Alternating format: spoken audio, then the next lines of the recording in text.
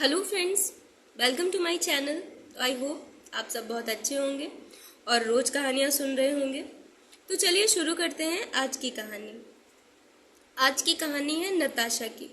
नताशा अभी अभी ग्रेजुएट होकर अपने करियर के लिए कॉम्पिटिटिव एग्ज़ाम की तैयारी करना शुरू की थी। नताशा और उसके बहुत सारे बैचमेट्स जो उसके घर के आसपास ही रहा करते थे, सबने एक साथ तैयारी शुरू कर दी थी। उन्होंने एक कोचिंग में एडमिशन लिया और अपनी कॉम्पिटिटिव क्लासेस ज्वाइन करनी शुरू कर दी थी। 6 महीने के फाउंडेशन कोर्स के बाद अब उन्होंने कुछ कुछ एग्ज़ाम्स में अपीयर होना शुरू किया था। क्योंकि पढ़ाई लगभग सेम थी, इसलिए एग्ज़ाम्स भी सेम ही होते थे। वो सभी सेम एग्ज़ाम्स में अपीयर होते थे, like SSC CGL, SSC CHSL, ऐसे बहुत सारे एग्ज़ाम्स होते थे जिनमें वो सभी अपीयर होते थे। नताशा के दोस्तों में एक लंबा ग्रुप था और सभी ने एक साथ तैयारी शुरू की थी। लेकिन वक्त गुजरते हुए आज 2 साल हो चुके थे। उसके ग्रुप के आधे से ज़्यादा लोगों का सिलेक्शन हो चुका था और आधे रिश्तेदारों को नताशा की याद सिर्फ रिजल्ट के दिन ही आती थी कि नताशा अच्छा कैसी हो, क्या हो। ये सारी चीज़ें घूमने फिरने के बाद वो सीधे मुद्दे पर ही आ जाते थे, तो फिर तुम्हारे रिजल्ट का क्या हुआ। और नताशा निराशा से जवाब देती कि इस बार भी क्लियर नहीं हो पाया, और बस फिर रिश्तेदार उसे भूल जाते थे और अगले साल के इंतज़ार में लग जाते थे। नताशा पढ़ने में थोड़ी कमज़ोर थी। बहुत मेहनत करने के बावजूद भी वो अपनी मंजिल तक नहीं पहुंच पा रही थी, या हो सकता है कि थोड़ा समय लग रहा था। नताशा 1 साल, 2 साल, 3 साल गुजरते धीरे धीरे अपना आत्मविश्वास भी खो रही थी। अब नताशा अपना आत्मविश्वास खोती जा रही थी कि शायद वो जीवन में कभी पास हो ही नहीं सकती। और एक दिन जब वो लाइब्रेरी से वापस आ रही थी तो उसके दोस्तों का ग्रुप उसे मिल गया और उन्होंने कहा कि क्या हुआ नताशा, इस बार भी फेल हो गई। नताशा ने कहा, हाँ मैं तैयारी तो कर रही हूँ। तो उन सब ने हंसी उड़ाते हुए कह दिया, हाँ तुम पढ़ तो कई सालों से ही रही हो, दिन रात ही रही हो। इस बात को सुनते ही नताशा को रोना आ गया था और रुआसी से मन से वो वापस घर आ गई और माँ से लिपट कर रोने लगी कि माँ मेरी क्या ही गलती है, क्या मैं अपने जीवन में सचमुच कभी कुछ नहीं कर पाऊंगी। तो माँ ने उसे वही कहानी सुनाई जो अक्सर हम सभी अपने किसी न किसी बड़े से सुन चुके होते हैं, कि एक चींटी लगातार निरंतर प्रयास करती है, छोटे छोटे टुकड़े ले जाती है और अपने लिए खाना बनाती है। एक पक्षी एक एक तिनका घास फूस इकट्ठा करता है और अपने लिए घोंसला बना लेता है। एक मकड़ी बार बार गिरती है, बार बार चढ़ती है और तब जाके सफल हो पाती है। ऐसे कई एग्जाम्पल्स हमने अपनी लाइफ में बहुत बार सुने होंगे। तो इसी तरीके से नताशा की माँ ने भी उसे मोटिवेट किया और एक बार फिर तैयारी करने के लिए उसे हिम्मत बंधाई। लेकिन नताशा इस बार पूरी तरह से टूट चुकी थी और उसने तय कर लिया था कि अब वो पढ़ाई नहीं करेगी। शायद उसकी किस्मत में नहीं है कि वो एक ऑफिसर बने, तो अच्छा होगा कि उसे ये उम्मीद भी छोड़ देनी चाहिए। हर साल हर 6 महीने के बाद होने वाली बेइज्जती अब उसे बिल्कुल रास नहीं आ रही थी।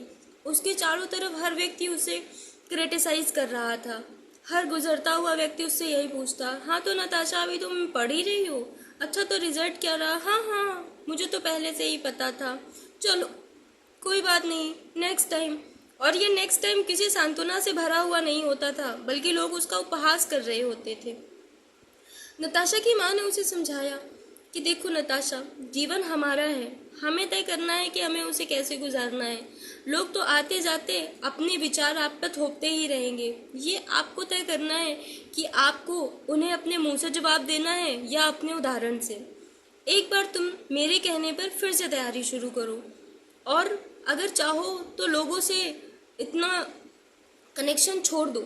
अगर तुम्हारी कोचिंग का समय कंप्लीट हो चुका है तो अब बस घर पर रहो और निरंतर प्रयास करती रहो। अभ्यास करने से चीज़ें आसान हो जाती हैं। अपने कर्म पर भरोसा रखो, अपनी मेहनत पर भरोसा रखो। नताशा को भी ये ठीक लगा कि कोचिंग का कोर्स अब कंप्लीट हो चुका है, तो लाइब्रेरी में जाकर पढ़ने से अच्छा है कि रोज़ रोज़ लोगों से मिलना ना पड़े, वो घर पर रहकर ही पढ़ाई करेगी। माताजी ने स्टोर रूम का कमरा साफ कर दिया था और उसकी पढ़ाई के लिए खाली कर दिया था। अब नताशा दिन भर उसी कमरे में रहती, वहीं पढ़ती और रिश्तेदारों के पूछने पर यह कह दिया जाता कि वो तो लाइब्रेरी पढ़ने चली गई है। और नताशा ने सभी से अपना कनेक्शन बिल्कुल तोड़ लिया था। वह दिन भर पढ़ती, मेहनत करती, मॉक टेस्ट देती और ऐसा ही पूरे 6 महीने तक चलता रहा। और उसके बाद आया एग्ज़ाम का डे। एग्ज़ाम में इस बार कुछ अच्छा हुआ था। वैसे तो नताशा को हर बार ही ऐसा लगता था कि एग्ज़ाम मेरा अच्छा हुआ है, लेकिन इस बार शायद कुछ अलग अनुभव था। खैर, रिज़ल्ट का इंतज़ार तो करना ही था।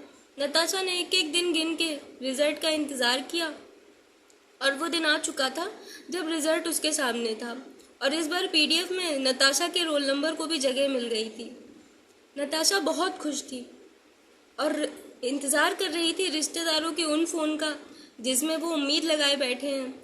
अच्छा दोस्तों, जब हम बार बार फेल होने लगते हैं तो हमारे रिश्तेदार पहले से ही डिसाइड कर लेते हैं कि इस बार भी फेल ही होगी। लेकिन इस बार ज़रूरत थी उन्हें शॉक करने की, उन्हें एक नया नज़रिया देने की। पर नताशा ने फिर भी किसी से बात करना ज़रूरी नहीं समझा, क्योंकि ये सफलता और असफलता हमारे जीवन के लिए है। लोगों का नज़रिया तो बस 2 मिनट के लिए आता और बदल जाता है। खैर, नताशा की माताजी ने जिस किसी का भी फ़ोन आया उसे एक खुशखबरी दी और लोगों की आने वाले रिएक्शंस नताशा भी सुन रही थी कि अरे, हमें तो पता ही था कि एक दिन नताशा कुछ अच्छा कर दिखाएगी।